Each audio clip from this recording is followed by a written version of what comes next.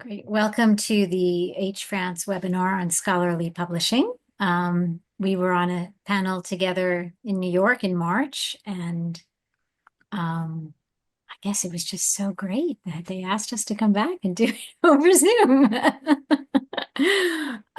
So anyway, it's nice to see you here in the Zoom world. So I'm Denise Davidson. I'm going to be the moderator, and I will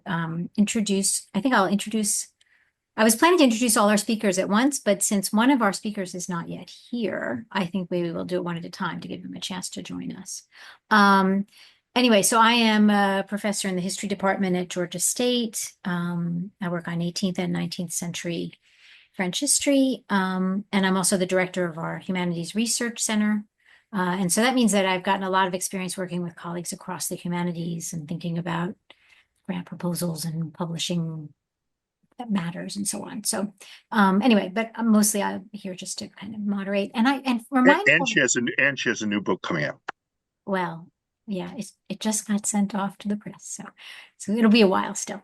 But anyway, and remind me, I've forgotten, do we go till 5:30 or just we go to 5:30? I had five. I had five. Okay, so it's just 1 hour. Okay. So so that means that I guess we'll make sure that each of you speaks for 10 minutes or less, and that will give us time for a Q&A at the end. Okay, so I'm just going to introduce Brian to get us started, and then I'll introduce other speakers after his turn. So Brian Newsome is professor of history and dean of the John E. Salstrom Honors College at Georgia College and State University. He has produced numerous journal articles, including The Women of the Pavilions, a case study that appeared in Historical Reflections, 2012. It received the triennial Charles R. Bailey Prize for Best Journal Article from the New York State Association of European Historians. He also published a translation and annotated edition of Invasion 14, or should it be Invasion 14? I don't know which language it is, but anyway, that appeared in 2016 with McGill Queen's University Press. And that is, again, translation and annotated edition of French novelist Maxence van der Meeche's semi-autobiographical account of the German occupation of northern France during World War I. And he published in 2009, French Urban Planning, 1940 to 1968, the construction and deconstruction of an authoritarian system. He also serves as co-editor of Historical Reflections, Réflexions Historiques. Brian. Thanks so much, Denise, for the introduction. Just so you guys all know, I was not co-editor when they published the article that won the prize. I didn't give it to myself. It was after that they asked me to serve as co-editor, which I was happy to do. So I'm going to speak to journal articles really from my perspective as an editor with Historical Reflections, which I've been doing for more than a decade now. I think most of what I'm going to say is really just common sense and things that most of you probably already know. But I'm going to comment on these things anyway, based both on great things that I've seen from authors as well as not so great things that I've seen from authors. So with that in mind, for the article itself, ensure that you thoroughly answer the so what question and situate your work in the context of existing scholarship. Certainly address the historiography, but without droning on and on about it. There was a day and an age when that was expected.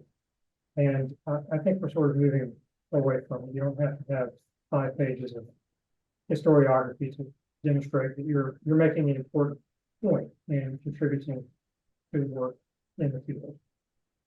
With citations, be reasonable with citations. Make sure they're concise, not linked a paragraph. Avoid textual endnotes. My rule of thumb is that if there's something important to say, it really should be put in the body of the article.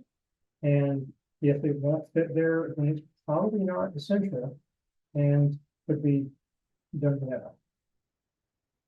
As far as submitting work to a journal when seeking an outlet for publication, Do some research always on the scope of the journal that you have in mind. Read through recent issues if you haven't already, to ensure that your article would really be a good fit for the journal. And make that pitch as part of the email accompanying your submission. And this is actually not something that I see frequently enough. I think we all know to do that when we're pitching a book proposal to a press, but it really does make a difference, positive difference with journal if you take a couple of minutes to explain in the submission email why you think this journal would be a really good fit for your scholarship. The style guide. Make sure you read it. Lots of people we get never seem to have done that. Adhere to the requirements, including the minimum and maximum word count. And so if the word count limit is 9,000, like it is for historical reflections, don't send something that's 15,000 words. Things that I've seen repeatedly over the years. You know, do the cutting yourself. Don't depend on the readers and the journal editors to do those things for you, which is what some authors that we've got submissions from seem almost to expect. But that's really not the reader's job, and that's not the editor's job. Pay attention to the style guide as far as citation format is concerned, and actually do those things. Taking all those steps demonstrates, I think, to the editors that you are serious about publishing in their journal, that it isn't simply one of many on a distribution list. And adhering to those guidelines up front will save you a lot of time in the long run in terms of revisions and preparation for publication, because all that stuff in the style guide has to be done sooner or later, and doing it initially save everybody a lot of time over the course of an article coming in for review and being accepted and then going out to press. So for the review process, if the editors indicate they will send your article out for peer review, then ask them about the timeline if they don't tell you, and follow up a week after the date they said they would get back to you if they don't. Occasionally, to be honest, I have lost track of things. I got distracted by dean duties and forgotten when I was supposed to have reports in from readers, and they sometimes gone delinquent and I didn't realize it. So getting a follow-up email from an author is not pestering to me, as far as I'm concerned. It's not pestering the journal editor. It's simply due diligence on your part. And if you're following up a week or so after they said they would get back to you, that's not at all unreasonable. If, based on the review reports, the editors accept the article pending revisions or ask you to revise and resubmit, then make sure you have a thorough understanding of what they are seeking. A good editor will not send you the reports and tell you to address every concern of both reviewers. They'll ask you to address the most central issues, and they will resolve any contradictions between the review reports, or at least they should. If what the editor is requesting is unclear, then ask for clarification. It's better to do that up front than after you've revised something and send it back. And if something they're asking you to do is impossible or truly ill-advised from your perspective, then let the editors know the direction you're thinking of taking. Make your case, make sure they're open to it. They would rather have that conversation sooner than later.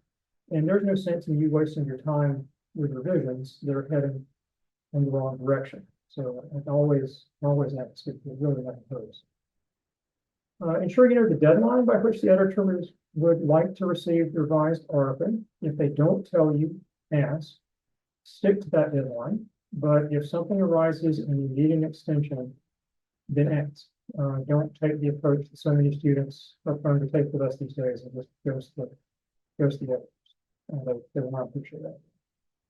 When you send the revised article, summarize the main thrusts of the revision, either in your email to the editor or in a separate document. Again, I think we all need to do that with book manuscripts. It's far less common with journal articles, but it really is very helpful to the editors for you to provide a summary of what you did to address the revisions that were requested. Once an article has been accepted, it will move to the copy edit phase. The deadlines get increasingly tight as you move towards publication, so be sure to adhere to them. Take the time to thoroughly proofread your article before the proof stage. And again, this is common sense, but print it out, read it aloud to yourself, ask a trusted colleague to read it. Making major changes to proofs is a real aggravation for the publisher. You may want to publish in the future, so make sure you do a good job straight through to the end so that they walk away with a positive impression of you as a responsible author and would like to have you back down the road. Once a journal article has come out, be sure to celebrate the accomplishment. Make sure that your chair knows that you have published the article. Jeff is the host. Sorry, good thing I made Jeff the co-host. The internet just cut out. I think we're still dealing with the aftermath of the hurricane down here. So as I was saying, celebrate your accomplishments. Make sure that the chair knows, post an announcement on your social media feeds. See if your university communications department would like to promote it. Because oftentimes they would love that, but they don't know what they don't know. And sometimes chairs don't think to get in touch with them. Get in touch with them yourself. You're not going to be jumping over anybody that you shouldn't by reaching out to someone in university communications and letting them know what you're doing and seeing if they would like to take advantage of that. Take advantage of other opportunities as well, local media interviews, speaking invitations, anything like that is forthcoming. And along those same lines of taking advantage of opportunities, I'd like to go back to one element of seeking the publisher in the first place. Editors attend conferences and they review the programs of conferences that they cannot attend. We often have colleagues who are there and ask them to be on the lookout for good prospects when they're at conferences. They're on the lookout for good prospects themselves, both for standalone articles and for multi-article forums and special issues. So one example of that coming out of the Society for Historical Studies conference that was in New York last spring, Sally Charnow is going to be guest editing the winter issue of Historical Reflections for 2025. She brought in a whole bunch of authors to publish short pieces on new trends in Jewish studies. That wouldn't have happened if we hadn't been at a conference together and if she hadn't been open to conversation that evolved sort of organically between me and Jeff and Sally at the registration. So these things happen that can lead to productive ends. So if you get an invitation like that, the press is a quality one, and publishing an article or serving as a guest editor would serve your interests, then I would really encourage you to take advantage of those opportunities. So that's all that I had to say, and I'll hand it back to Denise. Thank you, Brian. And hopefully our technical glitches will be over those with the rest of our event today. So Rick, I'm going to go ahead and introduce you. You can speak for about 10 minutes, and that way we'll have about 20 minutes for Q&A at the end today. So Rick Fogarty is Associate Professor of History and Associate Vice Provost and Associate Dean for Undergraduate Education at the University at Albany, SUNY. Specializing in French colonial history, the First World War, and the history of race and racism. He is the author of Race and War in France, Colonial Subjects in the French Army, 1914 to 1918, and co-editor of Empires in World War I, Shifting Frontiers and Imperial Dynamics in a Global Conflict, and of the African section of 1914 to 1918 online, International Encyclopedia of the First World War. He is also co-editor of the University of Nebraska Press series, Studies in War, Society, and the Military. Rick. Thank you, and I apologize for joining late, and I apologize in advance for not if but when my Zoom freezes or otherwise refuses to cooperate. It's been doing it um, pretty frequently. And as part of the problem is I don't have a hurricane for an excuse, Brian, but I am homebound because I've had surgery recently, and that means that I'm stuck in my basement, and apparently that's not great for the internet. So I apologize in advance if this is a little bit rough, but I'm here to talk about this sort of the mysterious occult process of turning a dissertation into a book. And there are many people here who can talk about this at least as knowledgeably as I can because they've done it, and some of them far better than I have. So I offer this advice in all humility. But I have some experience working with my own doctoral students, a number of whom have turned their dissertations into books and have given them advice along the way.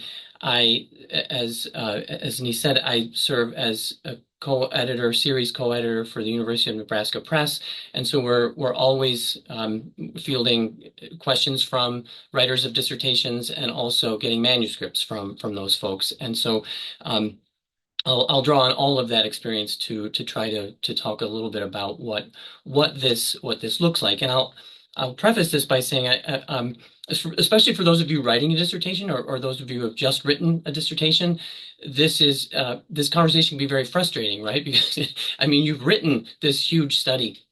You've worked very hard on it. It is presumably in pretty good shape because it either has passed or will very soon pass your committee and all of those things. And so it is a little demoralizing to hear that that's great, but now you have to do all of this stuff, much of which is mysterious, to turn it into a book. And so I'm going to try to demystify that process at least as much as I can. And one of the things that certainly I advise colleagues and doctoral students is when you're working on your dissertation, be thinking about it as a book, right? It has to do certain things that dissertations do, to be sure, but presumably you want to go on and share it with the wider world. Um, I don't know about you, but there are very few people read my dissertation. I'm not sure the whole committee read it, family members and so forth, but the book you hope reaches a wide audience, right? And so you'll go on to work more on your research and your presentation of it and turn it into a book. That's what we do. And so and so let me just read to you. I know this is very tedious to listen to somebody read over Zoom, but let me just read to you just the very beginning of what the University of Nebraska Press puts on its website in advising uh, aspiring authors who have just written dissertations. It says the University of Nebraska Press does not consider unrevised dissertations. Considerable differences exist between a dissertation and a book, and even the best dissertation will need to be revised before being submitted for publication. Um, and so the good news is that this is followed by very practical advice about what you need to do with your dissertation to turn it into a book. I also received what I consider to have been very good advice from my editor at Johns Hopkins when I was working on turning my dissertation into a book. And one of the common denominators, and there will be differences of opinion. And Jeff and I and Brian and Tabitha have all talked about this before, and there are different ways to do this. So I don't suggest that this is the only way, but certainly one of the pieces of advice that you will definitely hear frequently is cut, reduce, shorten, right? Dissertations, not all of them are endless. Mine was was close to endless, it seemed. That's not a real virtue as far as presses are concerned. I was fortunate to get Johns Hopkins to publish a 150,000 word manuscript, but that's not unless you're a much bigger shot than I am. You're not going to get that opportunity unless they think it's going to be a trade publication in the New York Times bestseller, I guess. I was fortunate. I'm not sure how I squeaked through, but I got this very large thing published, but it still was not my dissertation. It was very different from the dissertation. It was reduced in many ways from the dissertation. And so that's really one of the first things that you need to think about. You are now writing, you're no longer writing for your committee or a smallish group of colleagues and so forth, but you are writing for a wider audience. And the press is always going to be thinking along those lines. Even if you publish the kind of books that most of us publish, which do not end up on the New York Times bestseller list, right? It's still an investment on the part of the press. It costs money. Every page, every bit of print costs them money to publish. And so they are not looking to publish overly long books for the most part. Really, I think the sweet spot is between 80 and 100,000, 120,000 words. And really, the closer you can come to 80 or 100,000, the more happy I think your editors will be.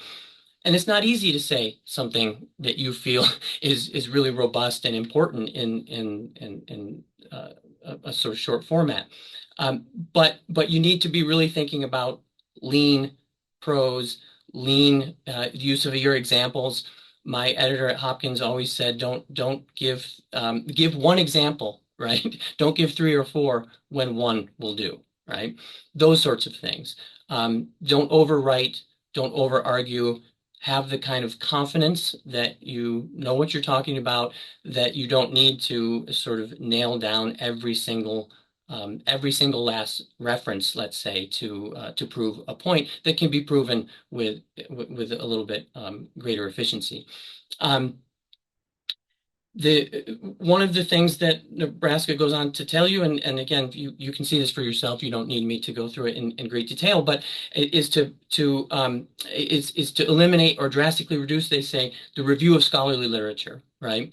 That story should be told in the notes. I think most editors will tell you that. That's one place really that you want to cut down. Another is in your notes. Discursive footnotes, editors do not like them, right?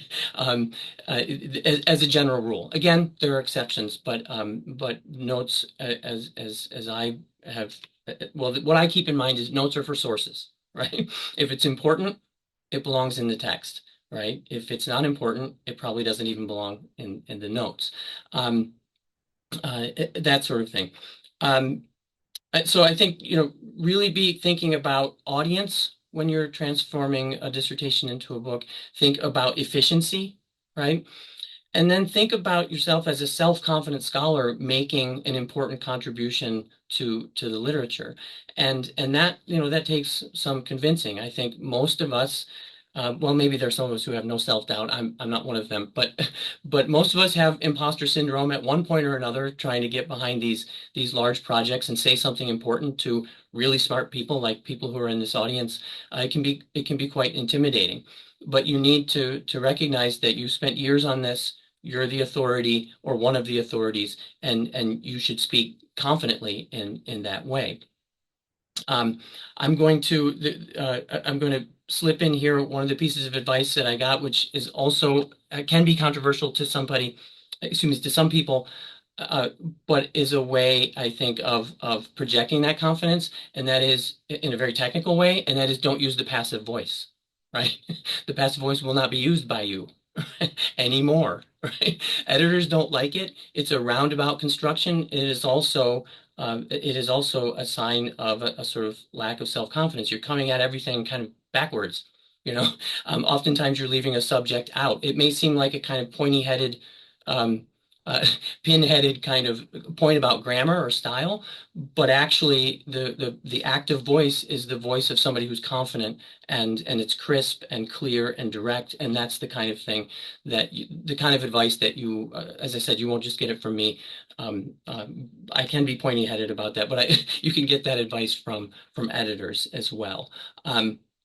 And I will just say, and again, this is where Jeff and I had some conversations, perfectly cordial and polite, but uh, Jeff, like me, is a man of many words, right? And so I don't always follow the advice I'm giving here, but I'll tell you one of the things that the last paragraph on I'm looking at it right now on the Nebraska sort of list of advice is cut, cut, cut. Right? So they're not kidding, right? And these people, I have to say, they're the gatekeepers. They're the ones like Brian is at the Journal, right? They're the ones who are going to decide whether your manuscript goes out for a review. They're the ones who are going to decide whether they're going to take the time and effort and money to put your work out there. And so it's worth listening very, very carefully to what they say and do exactly what they say. Even sometimes when I mean, don't give up your soul to get published, right? I don't think even Brian would have would recommend that. Um, but but but be flexible and be willing and understand it's a sort of learning and growing process, and it is a means to an end. It is what you really need to do to get published. So anyway, I'll leave it at that and hope that we can have more conversation as we go forward here. Thank you, Rick. Our next speaker is Tabitha Ewing. Tabitha is Associate Professor of History at Bard College and Executive Director of the Society for French Historical Studies. She has served as Dean of Studies, Bard College, and has taught in the Bard Prison Initiative. She's the author of Rumor, Diplomacy, and War in Enlightenment Paris, published in 2014. She is a fellow at the New York Institute for the Humanities. Her current work in progress, provisionally titled Rights Over Persons, France and Extradition in the Age of Kings, is on runaway wives, clandestine marrieds, fugitive slaves, dissident writers, counterfeiters, identity thieves, and spies. That's quite a list. It explores the confluence of emergent state and individual sovereignty and international policing before the era of modern extradition treaties and national borders. Tabitha. Thank you, Denise. And thank you, colleagues, for inviting me to participate in this again. This is actually the third version of this panel, and each time I think I've done something a little bit different, somewhat unintendedly. This time I was going to say a few words about the project and how I came to it, because that's really what I wanted to talk about. In a sense, how do you find that second project? And in my case, it was in the archives while I was working on the first project. And I was startled by something that I saw in the archive. And then, as we so often do, I noted it down and then promptly left Paris and had to come back to it when I returned to Paris the next time. At the time I was working on my dissertation and then eventually on the book, but it never really left my mind. And it turned out to be this question of extradition before the letter, in fact, before the 19th century, before the modern era, in effect, was and is pretty challenging to research. And that's significant for today because when I started actually leaning into this project, I realized that it wasn't going to be short. But at that point, I had finished the manuscript for my first book, and I thought then, and this has now been a while, that I could take my time over this, that I could write the book that I wanted to write. And the next book that I wanted to write was going to be long. And I'm thinking of Rick's important intervention here. I knew it would take a long time. The research was going to be challenging. It was of the needle in the haystack variety. I would have to depend on other people to help me find the material. And in fact, since it really wasn't an archive category, I had to be thinking about the archive and how to reconstruct over and over and over again my own archive in ways that were, to be honest, given where my life was, really enriching and satisfying. It was nourishing to be able to return to Paris over and over and over again and search hard for something that I could remain excited about. What was less strategic was thinking about finishing a second book. And since in my context, the second book was, it wasn't going to change my commitments. I'm always going to be invested in telling the stories of individual life and how it is related to the social, whether the social are nations or empires or publics or citizens or captives or emigres or refugees, in a sense, was a framing that could change as scholarship changed. So again, perched in my, administrative and, small liberal arts context and strange family context, I could take my time over this material. Becoming full professor by finishing a second book is a nice honor, but it wasn't a significant bump in salary, frankly. So it didn't seem like the most important thing that I needed to do. and that is to say, it didn't seem as though I should write something instrumentally that wasn't going to give me pleasure. So you can hear all the conditionals in my voice at this point, right? So that's all of that is true, and it certainly was true, but I don't think we're there anymore. I think we're in a different place in terms of jobs, job access, institutions, mobility, all of these kinds of questions. That's a leisure that probably borders on offensive, to tell you the truth. As I say it out loud, I'm kind of embarrassed. So that I was safely giving that talk several months ago, and now, as Jeff's laughing at me in the audience, rightly so, I think I would rewrite this talk in a slightly different way. And I haven't done that yet, but I have prepared in some ways. The two things that I've done was that I took some time that I didn't have this weekend to just sample about 100 members of the Society for French Historical Studies to look to see how, just to see what, I had some questions I want to ask about those second books. So was the second book coming out of very similar research to the first book? And how long did the second book take to come out? Was it a deviation in topic that was completely new? Was it a new time period, a new theoretical framework? And I tried to choose scholars whose works I had read, or at least read in part, so that I could at least partially answer the questions to myself. And I don't have any firm answers for you at the moment because it's really all over the map. And but I think it's a worthwhile project that I'll just sort of tinker with over the next several months.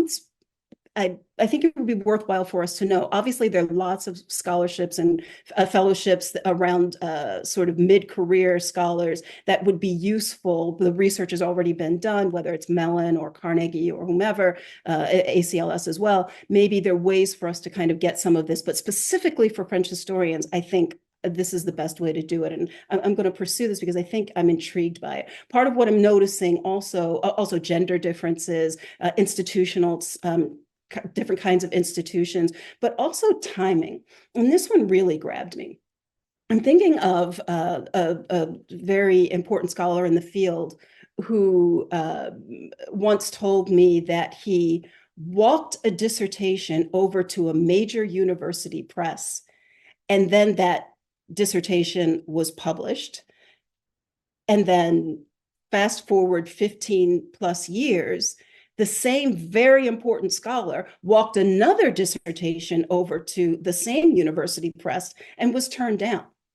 And so part of the story may be the evolution, or certainly is the evolution of the field itself, including the challenges that university presses are facing.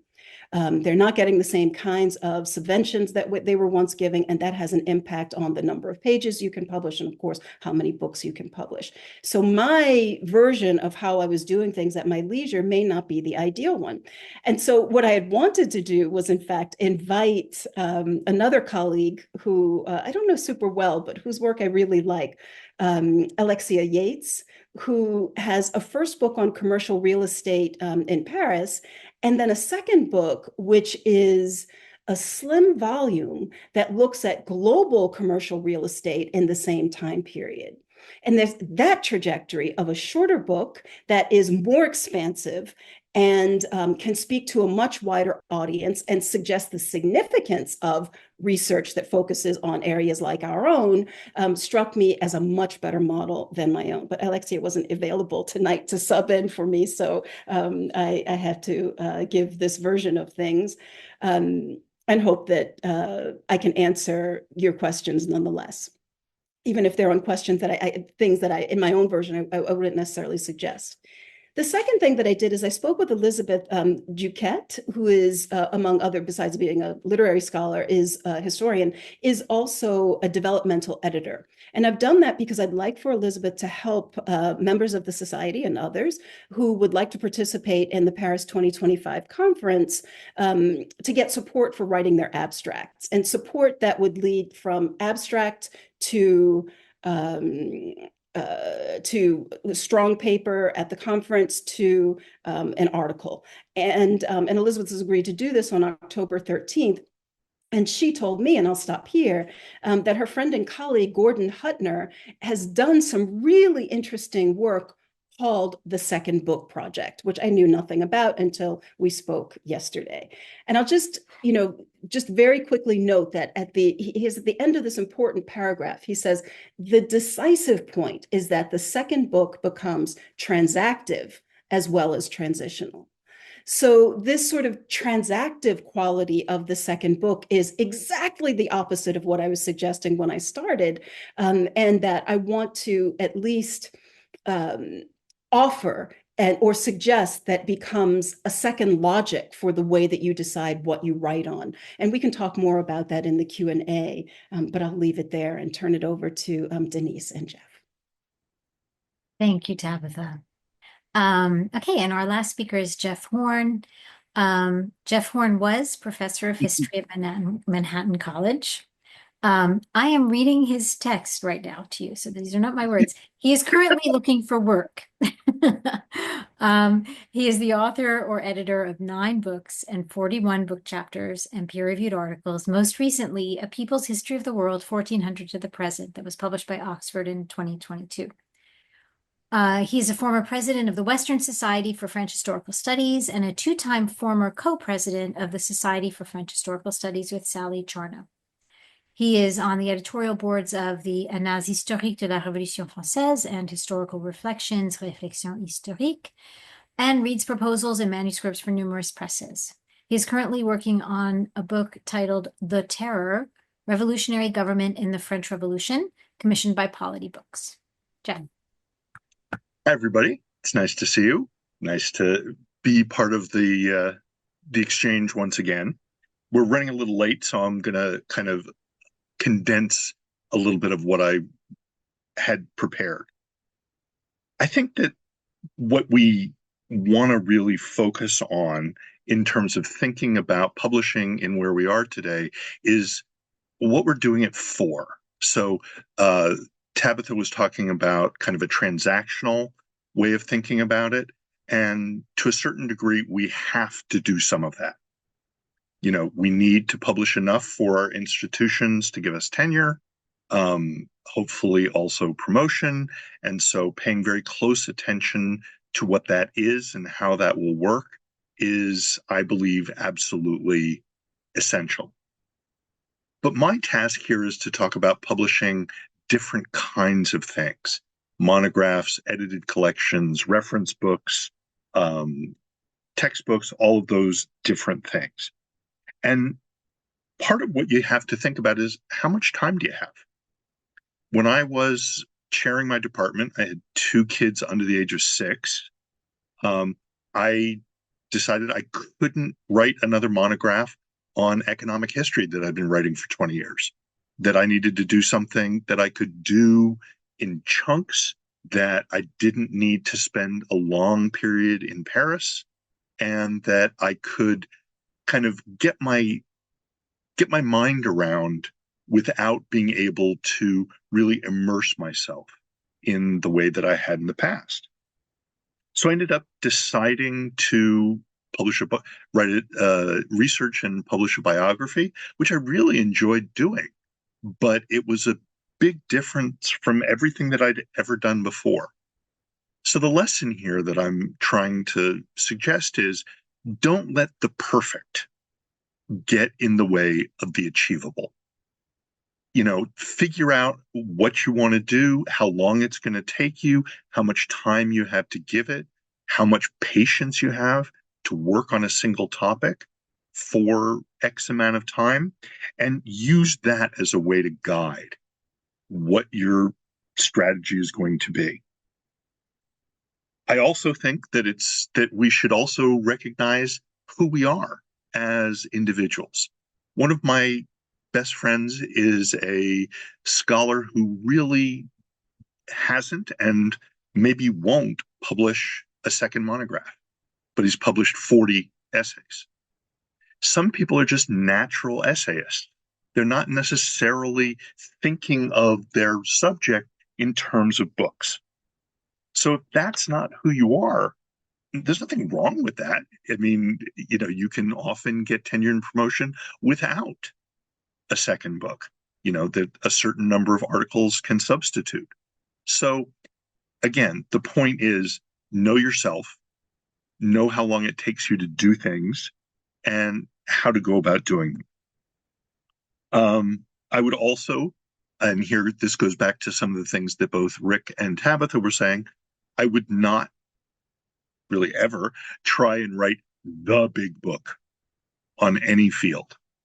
That's not generally a way to succeed in writing the big book. Try to write a well-told, engaging story that is backed up by convincing research. Do it if you can in a relatively short amount of words, and then leave yourself space to follow up. Leave yourself opportunities to write grant proposals on the things that you didn't get to in that particular subject. Think of it as an ongoing dialogue rather than kind of the definitive statement. I also believe, and this goes back to some of the things that Brian was talking about earlier, that you should be engaging the field and engaging your networks as often as you can. The first reference book that I did for ABC Clio came from the fact that one of my senior colleagues, who I spent a lot of time talking about ideas with, didn't have time to write the book that they wanted, and so they turned it over to me. It was always that marriage of opportunity and ability that you're looking for, and that doesn't necessarily come from kind of seeing opportunities advertised online and responding. That sometimes you have to build the network in order to see its fruit. I get asked to write things all the time and don't have time. So I recommend people to presses a lot, and a fair number of them get asked to do things. So don't underestimate the importance of networking, the importance of people knowing what you're doing and what you want to be doing, what you're able to do, and don't make it seem like you're full up, that you still have capacity, because you never know what's going to come. I also believe that it is perfectly okay, and I've done this twice. I have written 2 reference books for money. That was the only reason I did them. I didn't do them for professional reasons. I did them to make money. And that was fine. Know what your objective is from each project. You can also become more active in things like reading proposals, reading manuscripts. I spend a lot of time talking to editors and to commissioning editors and talking about how does something fit into your possibilities for publication. What do you need from me as a reader? I was able to publish a textbook. I was asked to publish a textbook because the editor had seen me in focus groups for textbooks before and liked what I had to say and thought that the way that I taught global history was distinctive. So that participating in these professional activities really gave me this incredible opportunity that I don't think I would have had otherwise. I also believe that an important part of deciding to do different things, deciding to take advantage of certain opportunities, is the recognition that after you've fulfilled the things that you need to do in order to get tenure, I had hoped originally to write my way out of the institutions where I started. Didn't work. At another point, I really was hoping to at least, become a name to the degree that that was possible. Whether or not I succeeded in that is unknown. But I came to the realization about 15 years ago that the reason I keep writing, the reason I keep doing this is for me. And that if you're not doing it for you, you're probably going to burn out, or you're not going to do the things that you want to do the way that you want to do them. So choose, and I'm echoing Tabitha here, choose something that excites you, that will engage you, that will continue to engage you as long as you can. Now, if you asked my family what led me to be able to do the different kinds of things that I do, I suspect that they would guess some sort of mental illness. So that's a normal reaction to the kinds of drive that many of us have.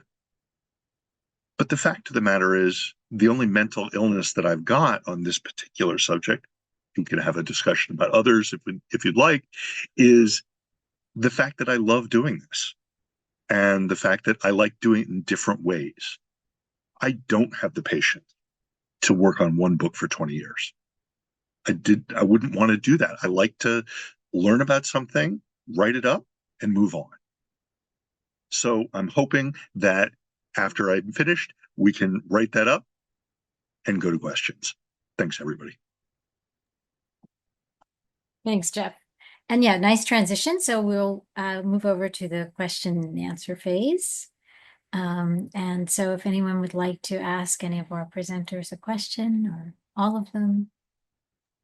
Do you want to have them put it in the chat, or do you want them to just unmute? I think they can raise their hand and unmute. There's not that big a group. I was just going to say, while people are thinking about their questions, one of the things I noticed when I was doing my little survey is that it's actually shockingly hard to find people's publications. Please, please, please talk to your institutions, even if you're emerita or emeritus, and have them update the website with your new publications, whether they're books or articles, but especially if they're books. There are books that I've read that don't appear on the websites. Yeah, getting websites updated is, I think, a big issue everywhere. Anyone else? Yes. Gulru, would you like to ask a question? Hello, everyone. Thanks for this fantastic panel. I'm thrilled that it's recorded and it will be on H. Brown Salon as an upcoming webinar issue so that we'll be able to go back to it and listen to it again and again. So one question I had for the entire group was whether you had any thoughts about the changing form, the medium of publication. What about digital publications? Any thoughts about how that is going to change, how we think about some of these things that you have pointed out about turning the dissertation into a monograph, thinking about a second project? Yeah, I was going to suggest that you do what you just did, Jeff. Raise your hand if you want to say something, anyone. Yeah, Jeff, go ahead.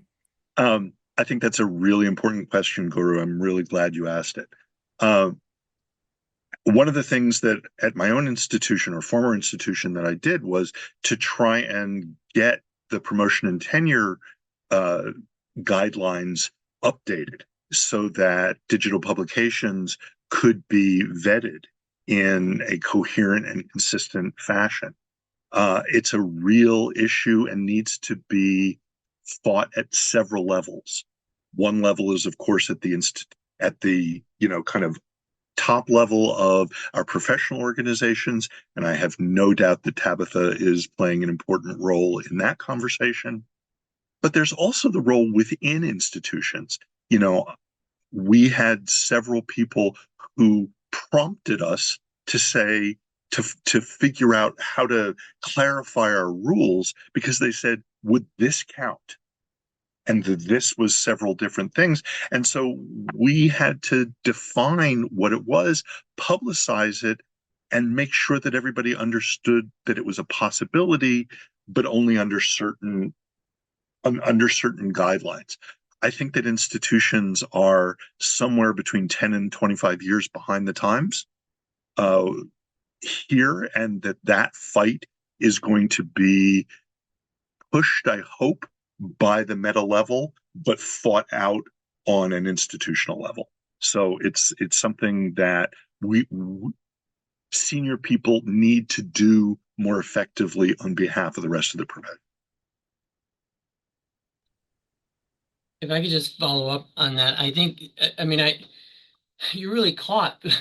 And I think that, Jeff, that's where what you're kind of pointing out. You're really caught between a rock and a hard place because institutions and academics in general, I know we're all supposed to be anyway politically liberal, right? But we're deeply conservative in our behaviors. And so um, one thing that I think is certainly implicit in what you're saying, Jeff, is that you need to understand what your institution has a stomach for, what your institution wants. If your career is important to you, and I assume for most of us it is. And so, right, 10 to 25 years behind might be generous, actually, most institutions. I mean that you ask for the monograph because the monograph was asked of you and your advisor and your advisor's advisor and and so on and so forth. And so it's I do review tenure and promotion cases, and they always come with monographs, right, in our discipline. It's very slow to change. I will say that, Jeff is right that we have to, those of us who've been fortunate to get into positions of having tenure and being promoted and even working in administration to try to create room for that kind of more modern and ecumenical conception of what it is we do. And I will say one of the great things about it would be is that you could create the lean monograph that the University of Nebraska Press and other presses want, but you could also behind that could be a digital repository for all the second, third, fourth, and fifth examples that they wouldn't let you put in your book. I've seen some of that, but the not only are academic institutions conservative, at least in their behaviors and their attitude toward change, so are presses, right? And so you haven't seen as much movement on that as you might expect. But I do think with time anyway, it's inevitable, and it'll be to our benefit because we'll have these richer sorts of pieces of scholarship to interact with, and in many ways will be more interesting. Nathan, I see you had a question. Yeah, it's less of a question and more of a comment actually, and to say thanks for this conversation because I think that one of the things that I came for here today was sort of a little space and a little breathing room as our institutions tend to weigh down on us at whatever rank we are. And yeah, it was just really refreshing to hear, echoed, write the book you want, acknowledging that there are, constraints and, ways to do that, as well as practical concerns like, figure out what your tenure guidelines are and write to them or work to them or things like that. So, but at the same time, opening up imaginative space so that we don't feel like we are beholden to our work and yoked to our subjects forever, and that we can't imagine new futures and new things to do. So thank you very much, and I'll just leave the floor for other questions. Thank you. Yes, we should all be working with that as our main goal, right? Finding joy in what we do, and that should be the heart of it, right? Within all of these institutional and other kinds of constraints, obviously, but in many ways, we're very, very lucky, right, that we're in this kind of world where we can have so much say over what we do. So we have 1 minute. Maybe we can squeeze in one more question since we started a little bit late. If anyone has anything else they'd like to say. Yes, Kirsty. Don't forget to unmute. You're muted, Kirsty. I'd like to say thank you because it's a wonderfully reflective panel, guys, on the differences that we all bring to the way we write and research, which I think is, it's got different qualities with every individual that does that. If I can ask one quick question at the end, would you say something about word length? We all started off with the sacred 100,000 words. And, Tabitha's talked about short books a little bit. Of course, we're all going over to digital, which, the word length goes out the window. I'd be really interested in what the panel think about word length and Brian, perhaps. So less is more. Particularly with monogram with books rather than articles, I think is Well, I think there's certainly congruity between the approach to historical reflections and what Rick was talking about at Nebraska. Um, every page costs the publisher. Historical Reflections is published by Bergen Books, and they set an outer limit for us at 60,000 words per issue. So that allows us X number of articles of a certain number of words. And working with authors who won't operate within those constraints is really frustrating, because either you have to move stuff around and you're moving an article from one issue to another, so you can have fewer articles that are longer. So then you're kind of screwing somebody over because you're not publishing their article when they thought they were going to get it based on your initial conversation. It can be a real mess. So, I mean, I would say just stick to what the press wants. And if you see that that's not possible, talk to them about it sooner again rather than later. If you're doing revisions and you see you just can't do this in the word length, like tell them that instead of, 6 weeks later landing something on their desk that's 5,000 words longer than what they asked for. Jeff, did you want to say something? Yeah. Very, very quickly, I would just say I read for, I think, 14 different presses. Only 2 of them will allow any submission whatsoever over 120,000, and most of them want under 100,000. I would say that the word length has fallen by 20,000 words in the last 5 years, at least, and probably more. And I don't see any end in sight. And I think most of it has to do with cost. And if I could just add really quickly, there's a salutary discipline in being told, like, stop talking now. At least for me, right? Like wrap up your point. Going on forever doesn't often make for a better argument. And I observe that in the breach all the time because I'm very wordy. But I've had editors like Brian. Brian's never like Brian, not Brian, but who have said, like, no, we are not publishing that. And we're talking about significant cuts. And those made it, I have to admit, that made for better publications. And so I think that's important to keep in mind. As hard as it is, I don't remember who said kill your darlings, right? The prose that you've written, but as hard as that is, it's probably good for us to maintain some of that discipline. Henry Tom at Hopkins used to say that. Yeah. I sort of I just partially disagree in the sense that now that we do see folks like ACLS and others who are trying to sponsor digital books, I do think that there really is sometimes a beauty to those multiple examples. And here's where I think it's important. In let's say marginal voices, where we have so little material anyway that covers their lives or their accounts of their own lives. Sometimes you want to give the multiple examples, not because you think 3 is better than 1 in the sense that it's going to make your argument more convincing, like somehow they're less exceptional because of that, but because you just want those voices to be heard. And sometimes I think you have to fight for that. And I think that people will hear you. And if they don't, then maybe it's not the right press. With my first book, I went with Voltaire Foundation partially because I could write a long book.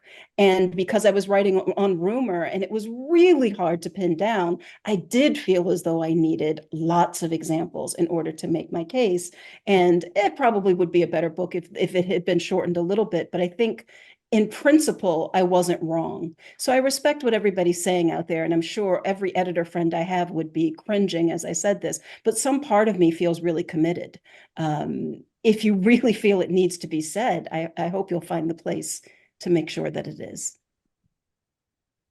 But again, it doesn't have to be in one publication, right? You can take those examples and then spin off articles after, or use that as the basis for the next book proposal. Yeah. Yeah, and again, that gets to another point too, which is about, whether to publish a book or articles or essays, right? These are all strategic choices, but it depends on the project, just like Tabitha is saying with regard to numbers of examples. Sometimes it makes sense to publish multiple shorter pieces, right? Rather than a book. And there are some arguments out there for not writing books anymore, right? And I think we're very resistant to that, partly because of the conservatism that she was talking about. I'm engaged in that project right now of not writing a book, so Oh, I'm all for congratulations! that. As many of us probably are. Anyway, so, but I mean, in terms of institutional counting, right? Because book-based disciplines, as we like to call ourselves in history, are outliers compared to most other kinds of disciplines. And so, maybe thinking about more articles, might be institutionally in terms of, how you look from outside your department, it might actually be a smart thing to do. But yeah, as somebody who just turned in literally a few days ago a book manuscript, I can't say that I am living up to what I'm proposing here either. But anyway, we are now officially 6 minutes over time, although that makes us right about on time for a 60-minute session. So thank you all for being concise. And thank you for joining us. Thank you for this discussion.